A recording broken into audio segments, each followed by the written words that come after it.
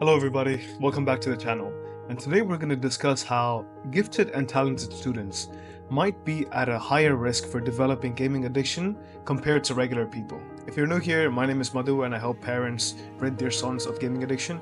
If that sounds like something you'd be interested in, like and subscribe, and it's a win-win for both of us. Now, why is it exactly that gifted and talented students, gifted in terms of either academia, sports, or both, might be at a higher risk for developing gaming addiction? Well, before I get into this, let me tell you a little story about myself. I came to America when I was 7 years old, and by the time I was around 12, I was already a gifted and talented student. I was practically the smartest kid in my grade. I was getting straight A's all the time. My parents were super proud of me, and that motivated me to work harder and harder. My father enlisted me in baseball, and baseball became my sport of choice, my athletic pursuit. And over about 5 years of playing, I was a 3-time All-Star, 2-time champion, and I could play multiple positions as well. So I was pretty good at baseball. I was very good at school, and I had a pretty high self-esteem at the time because I thought, wow, like I've always been good at the things I was exposed to. Since I was always good at the things I was exposed to, this sort of built an inbuilt narrative in my head that said that I can be good at everything. I was good at everything naturally, and everything I expected it to become easy for me. And this is what eventually triggered my gaming addiction, because gaming, even to this day, is one of the few things in my life that I'm not naturally good at. And that was almost like a very tantalizing prospect for me, because when you're good at everything, it sort of becomes mundane and redundant. And this sounds crazy, and probably most people can't relate, but when you're a regular person, you're defined by the things that you're good at. There's only so much of them, and they're few and far between. But when you're gifted, you're defined by the things that you're actually bad at, because you can do so many things that the things that give you the most trouble sort of stick out in your head, and you sort of remember them more profoundly. And this is what happened with gaming, and this is what, combined with my competitiveness and my desire to win across everything in life, this is what eventually spiraled into my gaming addiction that lasted 8 years. When kids excel at school, sports, or both, they get labeled as smart and athletic. Now, while this can seem like a good thing, and it might be a good compliment to give kids, this can actually have some severe negative consequences if you're not too careful, and it can branch out into two major problems that we'll address in this video. Number one, it starts to set off the belief that good things should come to you naturally. Since I'm a smart kid, I should be always getting good grades no matter what the circumstances.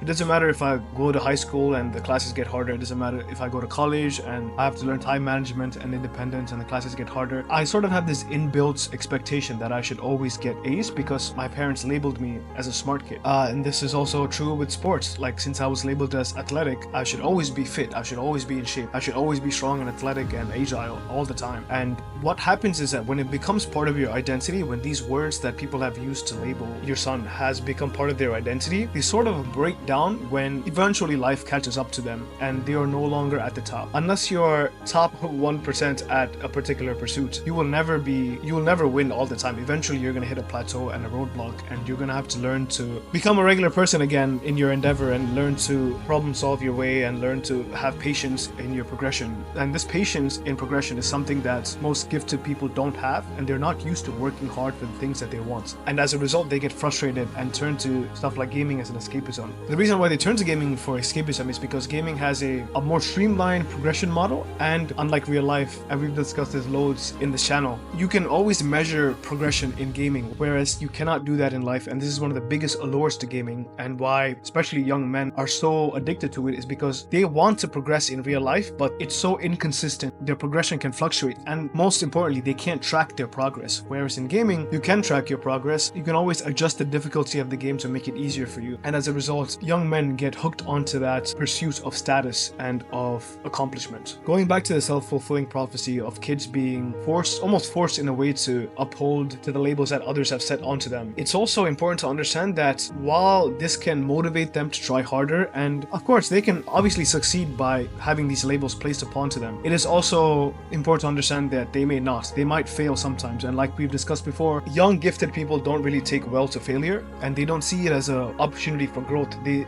rather see it as an attack on their self-identity, because if I'm thinking of myself as smart and I go to college and I get straight C's for the first time in my life, I'm not going to think, oh, like this is an area for improvement, I should try harder. No, I'll think that this is not who I am, and I will risk having sort of like a identity crisis because this is not who I was supposed to be. In this case, it's very, very important that when you're communicating with your son, even if they are smarter than their peers for now, it's important to compliment them in a way that inspires a growth mindset instead of a fixed one. And that will enable them to enjoy the process and not crumble in the face of failure. And when they crumble, they might turn to gaming or any other substance abuse as a form of escape. We'll discuss how to do this in the later parts of the video. For now, let's move on to aspect number 2. Why gifted young men are more at risk for developing gaming addiction. Now, so far we only discussed what happens when your kids fail to measure up to the labels that you or their peers or their teachers or society has cast onto them. But what happens if they succeed?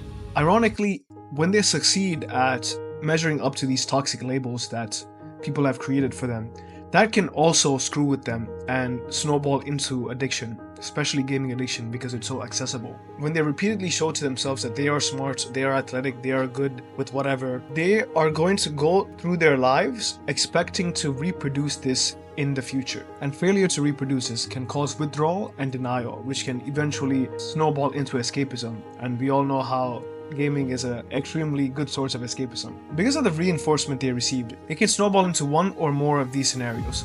A. They'll start to actively avoid situations where they seem stupid or incompetent because they have to preserve the fact that they are smart. B. They have a very low tolerance for failure, like we've already discussed. Or C.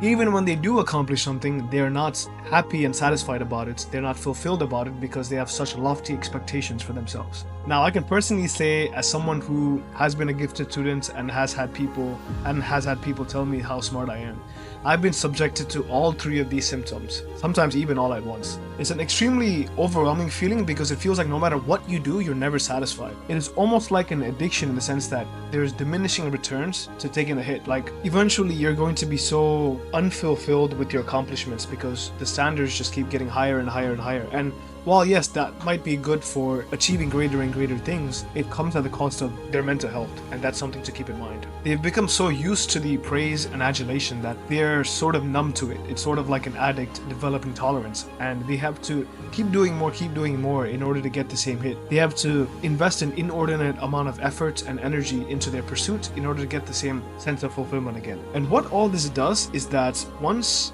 they're eventually hitting that roadblock of, hey, I'm not good at this thing anymore, what the hell, like what's going on, and they don't know how to invest effort into it, they're going to turn into a pursuit that offers them the same level of accomplishment and progression without the inordinate amount of effort required. It's sort of like the 80-20 rule, right? You can get most of the way with minimal effort required, but once you hit that plateau point, you're going to have to invest a lot of effort just to move the needle a little bit.